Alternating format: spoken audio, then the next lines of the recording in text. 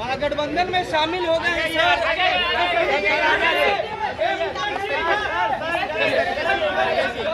बहुत बहुत धन्यवाद आप सभी को। आज हम लोग महागठबंधन इंडिया गठबंधन के लिए हम लोग प्रचार पे निकल रहे हैं और मजबूती से शानदार। आपने देखा कि पिछले कई सालों से लगातार हम लोग 10 साल से अपने समाज के बीच में हक अधिकार के लिए संघर्ष कर रहे हैं और ख़ास करके अति पिछड़ा में निषाद समाज के सभी उपजाति में एक हमारी पहुंच बनी है और पूरा उत्साह के साथ मजबूती से वीआईपी पार्टी के जितने भी कार्यकर्ता हैं मजबूती से लड़ाई लड़ रहे हैं अपने अधिकार के लिए, अपने हक अधिकार के लिए। पिछले 10 साल से नरेंद्र मोदी जी की सरकार है, किसी का नहीं सुनते हैं, जो उनके मर्जी में मन आते हैं वही करते हैं।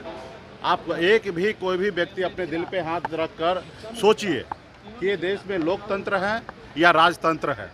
आज देश में लोकतंत्र खत्म हो रहा है, ये ऐसा लग रहा है कि हिटलर शाही है। आप बताइए कि आप लोग कभी सुने हैं कि डायरेक्ट कोई मुख्यमंत्री को उठा के जेल में डाल दिया जाए?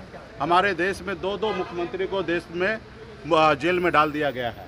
एक भी युवा को रोजगार नहीं मिल रहा है। अग्निवीर के तहत 4 साल पर रिटायरमेंट किया जा रहा है। सिर्फ 5 किलो चावल ही आज नरेंद्र मोदी जी समझ रहे हैं कि विकास है, लेकिन सिर्फ 5 किलो चावल ही देश में विकास नहीं है। हर एक व्यक्ति का अच्छा कपड़ा पहनने का उनका अधिकार है, उनके अच्छे बच्चे अच्छे स्कूल में जाके पढ़े उसका अधिकार है, वो बेहतर ज़िंदगी जिए वैसा अधिकार है। आप बताइए कि 5 किलो चावल में हमारे देश को सीमित में रख दिया है और सोच रहे हैं कि 5 किलो चावल दे रहे हैं लोग हमें वोट देंगे। तो देश के युवा को कहीं ना कहीं आज देखिए कि कहाँ तक पहुँचा दिया। रोज़गार नहीं है। उन्होंने कहा था कि हम आएंगे और हर साल 2 करोड़ युवा को रोज़गार देंगे। आप बताइए कि साल में 2 लाख भी नौकरी मिला क्या? अगर 2 लाख भी मिल जाता तो आज 10 साल हुआ तो 20 लाख नौकरी मिलता। यहाँ 20 करोड़ की बात कर रहे थे। तो मोदी जी कहीं पे भी नहीं है। आज हम लोग क्या मांग कर रहे थे कि निषाद समाज को आरक्षण दीजिए, क्योंकि बरसों से हमारा समाज बहुत पिछड़ा है, गरीब है, कुचला हुआ है। आज बंगाल में निषाद को आरक्षण मिल रहा है, दिल्ली में निषाद को आरक्षण मिल रहा है, तो बिहार में क्यों नहीं? जब देश एक है, संविधान एक है, तो हमारे साथ भेदभाव क्यों? और आपने कई बार आपने वादा किया कि हाँ हम आपका काम करेंगे। तो हमें नरेंद्र मोदी जी से लड़ाई नहीं है, हमें भारत सरकार से लड़ाई है कि आप जिस कुर्सी पे बैठे उसका गरिमा को मानिए और जिसको देश में जिसका भी समस्या हो, चाहे वो SC ST OBC तमाम हर जाति धर्म के लोगों के लिए, युवा के लिए काम कीजिए। आप नफरत की राजनीति करते हैं, धर्म की राजनीति करते हैं। कह रहे हैं कि कोई फर्क नहीं पड़ेगा आने जाने से। मुकेश ठीक है, वो आज तानाशाह के जैसे जिंदगी जी रहे हैं, वो कोई फर्क नहीं, उनको लगता है कि ऐसा नहीं पड़ेगा। इस देश में हिटलर भी नहीं रहा इस दुनिया में, तो अभी उनके पास इतना शक्ति है, जो चीज़ नहीं करना चाहिए वो कर रहे हैं। हम लोग कभी कल्पना भी नहीं कर सकते हैं कि सत्ता पावर में आके ऐसे पावर को दुरुपयोग करना चाहिए। आज उनके पास है, पैसा है, धन बल है, ताकत है, ED CBI है, जिनके मर्जी फर्जी केस बना कर उनको जेल में डाल देना। आप बताइए ना कि ये लोकतंत्र में सही है? आपने अभी बॉन्ड के जरिए पता चला, आपने देखा कि किस तरीके से चंदा ले रहे हैं। अपने आप को हिंदूवादी राजनीति करते हैं, हिंदू कहते हैं और गौ मांस कंपनी से पैसा 250 करोड़ रुपया चंदा लिया। आप काम के बदले में पैसा लेते हैं, ED का पेपर दिखा के हज़ारों करोड़ रुपया लेते हैं। काम दे के लोगों को वैक्सीन लगवा के लोगों से, अपने देश के लोगों को वैक्सीन लगा दिया और 2000 करोड़ रुपया कंपनी से अपने चंदा ले लिया। 3 सीट है, उस पर कैसे उम्मीदवारी होगी? वो कहाँ से चुनाव लड़ेंगे? उस पर अभी पार्टी स्तर पे आज सामने हमारी बैठक है कोर कमेटी का, उस पर हम लोग निर्णय लेंगे कौन कहाँ लड़ेंगे।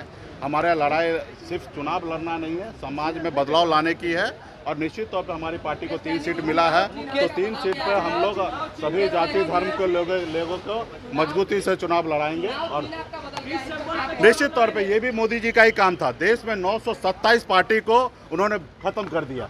वो बहुत प्रयास कर रहे थे कि मोदी जी की वीआईपी पार्टी भी खत्म हो जाए, लेकिन इसके लिए हम लोगों ने मेहनत किया। चुनाव आयोग जितना बार जो पेपर मांगा हमने दिया और हमने अपनी पार्टी बचाने में कामयाब रहा।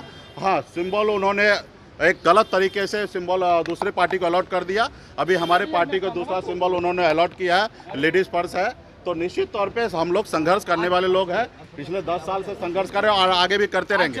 लेकिन एक न एक दिन जो तानाशाह है वो खत्म होगा और देश में वही राम राज स्थापित होगा, तानाशाह खत्म होगा। आज जमुई जा रहे हैं, हमारे प्रत्याशी के पक्ष में करेंगे। बहुत बहुत धन्यवाद।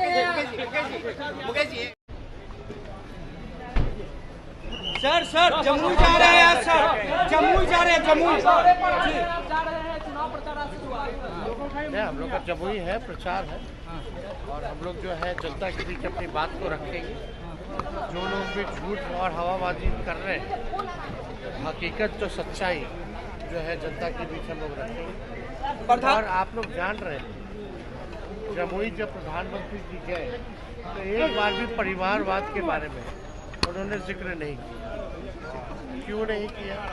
क्योंकि खुद के उनके हर जगह बिहार में प्रत्याशी जो है किसी ना किसी घराने से राजनीतिक परिवार के लोग ही हैं, तो इसलिए वो नहीं बोले। लेकिन फिर भी कोई बात नहीं। लेकिन प्रधानमंत्री जी को कम से कम ये तो बताना चाहिए था कि जमुई के विकास के लिए उन्होंने क्या किया, कौन सा कारखाना लगाया, कौन सा निवेश लाया, क्यों नहीं पलायन रोके, क्यों नहीं गरीबी मिटाए और कितने नौजवानों को उन्होंने रोजगार या नौकरियां दी, ये तो बताना चाहिए। प्रधानमंत्री कह रहे हैं कि 10 साल में जो कार्य हुआ है वो ट्रेलर है, पिक्चर बाकी है। 10 साल में जो कार्य हुआ है वो ट्रेलर है, पिक्चर बाकी है। सब खत्म हो गया देश में और बाकी बचा भी है, वो भी खत्म हो गया। लालू जी का वारंट जारी हुआ है, क्या कहेंगे?